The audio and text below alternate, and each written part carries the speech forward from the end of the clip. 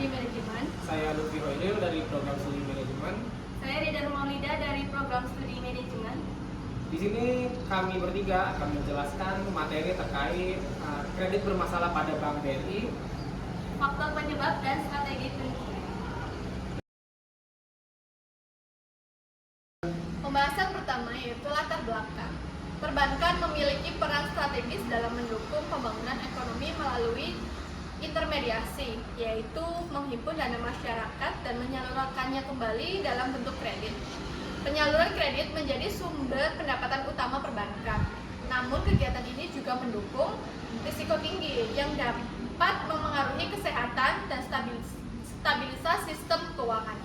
Salah satu risiko terbesar yang dihadapi bank adalah meningkatnya kredit bermasalah atau NPL, yaitu kondisi ketika debitur tidak mampu memenuhi kewajibannya sesuai perjanjian. Tingginya KNPL tidak menurunkan profitabilitas, dan kelancaran arus kas, tetapi juga berpotensi memperburuk rasio kesehatan bank secara keseluruhan. Bank Rakyat Indonesia sebagai konvensional dengan bank portofolio terbesar di Indonesia, khususnya sektor UMKM, turut menghadapi tantangan dalam mengelola risiko kredit. Adapun pembahasan dalam analisis kali ini yaitu yang pertama, apa saja faktor utama penyebab terjadinya kredit bermasalah atau NPL pada bank konvensional, salah satunya adalah Bank BRI. Yang kedua, bagaimana mekanisme penilaian kesehatan bank dilakukan dalam kaitannya dengan pengendalian risiko kredit bermasalah. Yang ketiga, bagaimana peran BI Checking dalam proses evaluasi kelayakan debitur pada penyaluran kredit di Bank BRI. Yang keempat, ada strategi apa yang diterapkan Bank BRI dalam penyelesaian kredit bermasalah, khususnya melalui restrukturisasi kredit. Untuk selanjutnya, saya akan menjelaskan mengenai analisis Bank Rakyat Indonesia. BRI merupakan salah satu bank konvensional terbesar dan tertua di Indonesia yang berdiri sejak tahun 1895. BRI memiliki fokus utama pada pembiayaan UMKM sehingga berperan penting dalam mendorong inklusi keuangan dan pertumbuhan ekonomi rakyat. Dengan jaringan operasional terluas hingga ke daerah, terpencil melalui kantor cabang dan agen briling, BRI mampu menjangkau masyarakat yang belum terlayani perbankan formal. Untuk yang kedua, ada evaluasi kinerja BRI. Kinerja BRI pada awal tahun 2025 menunjukkan kondisi yang sehat dan kuat dan stabil. BRI mencatat laba bersih sebesar 13,8 triliun, didukung oleh penyaluran kredit yang tetap tumbuh terutama ke sektor UMKM. Kualitas kredit BRI terjaga dengan baik, tercermin dan penurunan rasio NPL dan pengelolaan risiko yang lebih efektif. Dari sisi pendanaan, dominasi dana murah CASA membantu meningkatkan efisiensi dan profitabilitas bank. Untuk selanjutnya ada identifikasi masalah. Yang pertama ada kredit bermasalah atau NPL. Salah satu tantangan utama BRI adalah risiko kredit bermasalah atau NPL, khususnya pada segmen UMKM yang menjadi fokus utama penyaluran kredit. Pada kuartal 1 tahun 2025, rasio NPL BRI tercatat 2,97%, masih dalam batas aman regulator, namun tetap perlu mendapat perhatian karena karakter UMKM yang rentan terhadap perubahan kondisi ekonomi. Mengingat porsi kredit UMKM mencapai 81,97% dari total kredit.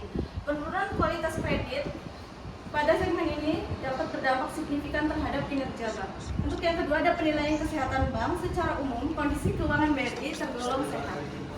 Rasio CAR sebesar 24,3% menunjukkan permodalan yang kuat, sementara LDR sebesar 86,3%, menandakan likuiditas yang terjaga. Yang ketiga ada BI Checking atau SLIK OJK. BRI menggunakan SLIK OJK untuk menilai kelayakan kredit debitur. Kendala yang dihadapi antara lain rendahnya literasi keuangan UMKM dan keterbatasan data usaha sehingga berpotensi meningkatkan risiko kredit meskipun pemeriksaan awal telah dilakukan. Untuk yang keempat ada restrukturisasi kredit. Untuk mengatasi kredit bermasalah, BRI menerapkan restrukturisasi kredit seperti perpanjangan tenor dan penyesuaian bunga. Strategi ini membantu debitur UMKM mempertahankan usahanya. namun tetap memerlukan monitoring yang ketat agar tidak memperburuk kualitas aset bank. Untuk selanjutnya ada usulan solusi dan strategi pengembangan. Yang pertama ada penguatan manajemen risiko kredit dan pencegahan NPL. Untuk yang kedua ada optimalisasi sistem penilaian kesehatan bank melalui peningkatan kualitas aset. Untuk yang ketiga ada penguatan pemanfaatan BI checking atau slip OJK dan integrasi data analitik. Untuk yang keempat ada optimalisasi restrukturasi kredit dan pendampingan debitur. Untuk yang kelima ada digitalisasi layanan pembiayaan UMKM, dan yang keenam ada strategi pemberdayaan ekosistem UMKM. Untuk selanjutnya yaitu kita masuk ke simulasi dan model. Oke, sebelum masuk situ, yaitu tujuan simulasi ini yaitu bab ini menyajikan simulasi dan pemodelan sederhana yang dirancang untuk memberikan gambaran kuantitatif yang lebih mendalam mengenai kinerja keuangan Bank Rakyat Indonesia. Selanjutnya yaitu masuk ke simulasi perhitungan rasio non-performing loan. Konsepnya yaitu NPL ini merupakan rasio keuangan yang digunakan untuk menilai kemampuan bank dalam mengelola dan mengendalikan risiko, khususnya berkaitan dengan potensi kegagalan debitur dalam memenuhi kewajiban pengambilan kredit. Yang selanjutnya yang B yaitu simulasi perhitungan NPL Bank BRI. Berdasarkan data kinerja BRI triwulan 1 tahun 2025, total kredit ini senilai 1,373,66 triliun. Rasio NPL-nya yaitu 2,97%. Maka total kredit bermasalah dapat disimulasikan sebagai berikut. Kredit bermasalah 2,97% dikali 1,373,66 triliun, yang mana hasilnya yaitu 40,78 triliun jika dibulatkan. Nah, ini simulasi dampak peningkatan NPL terhadap kesehatan bank, yaitu yang A, simulasi kenaikan NPL.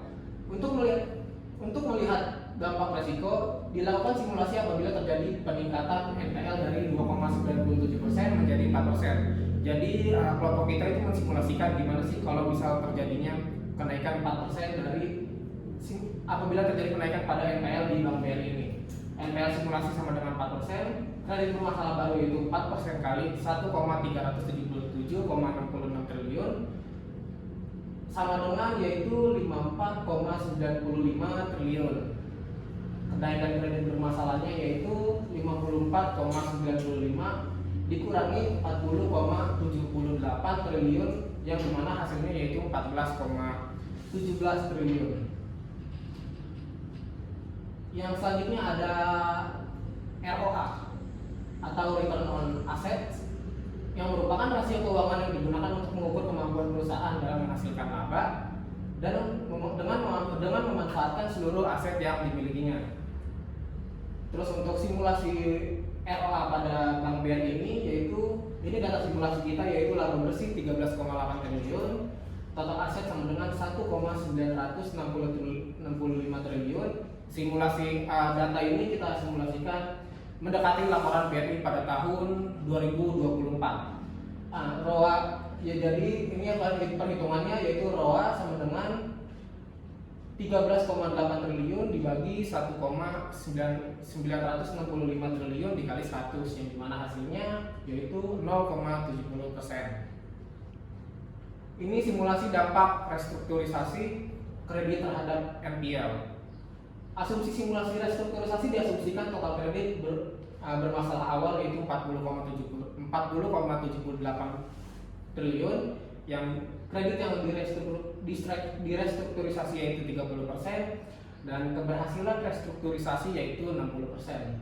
Nah, kredit yang berhasil dipulihkan yaitu 30% kali 60% dikali 40,78 triliun, yang dimana hasilnya 7,34 triliun. Yang untuk yang selanjutnya NPL setelah restrukturisasi, kredit bermasalah baru yaitu 40,78 triliun dikurangi 7,34 triliun, yang dimana hasilnya itu 33,44 triliun. Yang terus selanjutnya yaitu NPL baru 33,44 dibagi 1,373,66 triliun dikali 100%, yang dimana hasilnya 2,43%. Ini model simulasi terpadu kredit bermasalah. Yang pertama yaitu penyaluran kredit UMKM meningkatkan pendapatan dan laba bank. Resiko gagal bayar meningkatkan NPL berdampak pada laba, peluang dan kesehatan bank. Restrukturisasi kredit menurunkan NPL dan memperbaiki kualitas aset. Monitoring berkelanjutan menjaga stabilitas kinerja keuangan. Model ini menunjukkan bahwa pengelolaan NPL merupakan faktor kunci dalam menjaga keberlanjutan pada Bank BRI. Yang selanjutnya kita masuk ke kesimpulan dari hasil analisis kita, yaitu secara keseluruhan hasil analisis ini menunjukkan bahwa efektivitas pengelolaan kredit bermasalah pada Bank BRI sangat dipengaruhi oleh sinergi antara penguatan manajemen resiko kredit, optimalisasi pemanfaatan sistem informasi debitur, penerapan restrukturisasi kredit yang tepat, serta dukungan transformasi digital. Nah, dengan pengelolaan resiko yang konsisten dan berkelanjutan, BRI berada pada posisi strategis untuk mempertahankan kesehatan bank serta terus berkontribusi dalam mendorong pertumbuhan ekonomi nasional melalui pembiayaan sektor UMKM. Untuk rekomendasi kita untuk BRI yaitu yang pertama tentunya penguatan analisis kredit di tahap awal, 2 optimalisasi pengendalian kualitas aset, yang ketiga yaitu peningkatan pemanfaatan SLIK OJK, penguatan program restrukturisasi kredit, serta yang terakhir yaitu pengembangan digitalisasi pembiayaan UMKM. Sekian presentasi dari kami, mohon maaf apabila ada kesalahan. Wassalamualaikum warahmatullahi wabarakatuh.